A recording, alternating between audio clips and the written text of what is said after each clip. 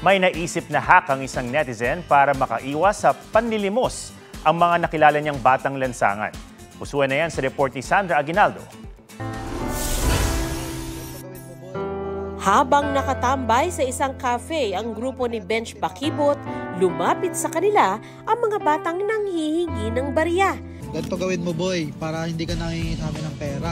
Sa halip na bigyan ng pera, ang kanilang ibinigay, 2 pirasong tinapay. Ang bili namin dito, 12 pesos isa. Ngayon, ibenta mo dito sa lahat ng nakaupo. Ibenta mo ng 20 para maging pera. Wala pang 5 minuto, agad na bumalik ang mga batang nakangiti. Ang kanila kasing tinapay, sold out. Ilan? Tingin? O, di ba? Naging 50 pesos na. Binigyan kayong tip. Di ba? Ang galing nyo. Apir. Ang kanilang kita, umabot sa 300 pesos na ipinambili rin nila agad ng gatas para sa nakababatang kapatid.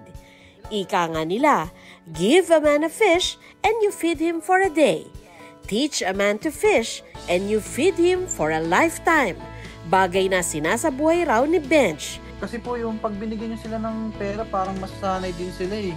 Kumbaga parang walang patutunguhan yung ibibigay mo sa kanila, parang pang isang araw lang eh. At least kapag tinuruan mo sila kung paano magbenta, kung paano mangisda, habang buhay nilang tatatak sa isip nila kung paano kumita ng pera. Agad itong pinusuan ng mga netizen na naantig sa ginawa ni Benj. Kahapon, nung bumalik kami, yun po, nakabutan po namin sila, nagbebenta sila ng ulit yung tinapay. Tinuloy-tuloy pa rin nila. Naglimos kayo? Apir. Sandra Aguinaldo nagbabalita para sa GMA Integrated News.